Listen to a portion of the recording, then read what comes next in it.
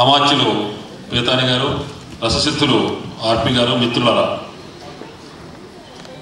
అపూర్వంగా సాగినటువంటి అపూర్వ నృత్య సాగరంలో ఆనందంలో పోరాడుతున్నటువంటి మీ అందరినీ కూడా మళ్ళీ మాటలతో భూమి మీదకి తీసుకురావడం అనవసరం అని చెప్పి నేను భావిస్తున్నాను.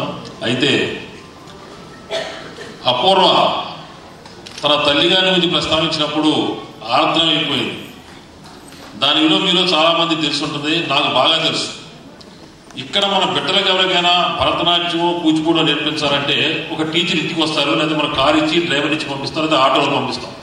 కానీ అమెరికాలో ఒక 50 మైళ్ళు డ్రైవ్ చేసుకుని పగలల్లా పనిచేసి వచ్చినటువంటి తల్లిదండ్రులు తమ బిడ్డని ఆ నాట్యానికి ట్రైనింగ్ ఇవ్వడం కోసం, శిక్షణ ఇవ్వడం కోసం అక్కడ దించి మళ్ళీ శిక్షణ ఇచ్చిన తర్వాత తీసుకొస్తూ ఈ విధంగా 14 సంవత్సరాలు చేశారంటే వాళ్ళు వారి వ్యక్తిగత జీవితాన్ని, ఆనందాన్ని ఎంత కోల్పోయారో ఒక్కసారి.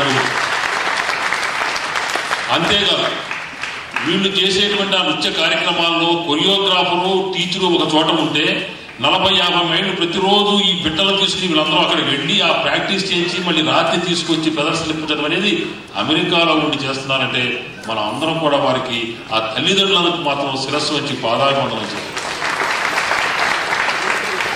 దళైలామ వచ్చి అమరావతిలో, గుంటూరు దగ్గర ఉన్నటువంటి అమరావతిలో 2-3 సంవత్సరాల క్రితం బౌద్ధ మతానికి సంబంధించిన బ్రహ్మాండమైన కార్యం కావాలంటే అమెరికా వెళ్ళి ఎదుర్కోవాల్సింది అనేటువంటి డాక్టర్ కాబోతున్నది. అయితే ఒక మాట చెప్పింది, ప్రాక్ పశ్చిమ సంస్కృతుల యొక్క విశేషాన్ని పాశ్చాత్యులకు అందజేయడం కోసమే నేను ఈ నృత్యాన్ని చేశానని చెప్పింది. ఇంతకంటే మహత్తరమైనటువంటి మాట ఇంకోట్లేదు. 2500 సంవత్సరాల క్రితం ఈ భారతదేశంలో ఉన్నటువంటి ఒక నాగరికత Indo valley civilisation, Indus valley civilisation, Sindhu నాగరికత ప్రపంచంలో తలమానికంగా నిలబడింది. మరలా ఈ రోజున ఇండో యుఎస్ సివిలైజేషన్ కొత్తగా ప్రారంభమైంది. ఇది కూడా ప్రపంచవ్యాప్తంగా మన అమెరికాలో ఉన్నటువంటి భారతీయుల యొక్క ఒక నిష్ఠ, ఇవన్నీ కూడా నూతనమైనటువంటి వరవడికి తీర్చిదిద్ది భారతీయుల యొక్క సంస్కృతిని, తెలుగువారి సంస్కృతిని ఆచరణ తారార్కు విదేశాల్లో, ప్రపంచంలో నిలబెట్టేటువంటి ఈ మహత్తర సన్నివేశాన్ని నేను హృదయపూర్వకంగా అభినందిస్తూ పెద్దలకి మీకు మధ్య ప్రాణంలో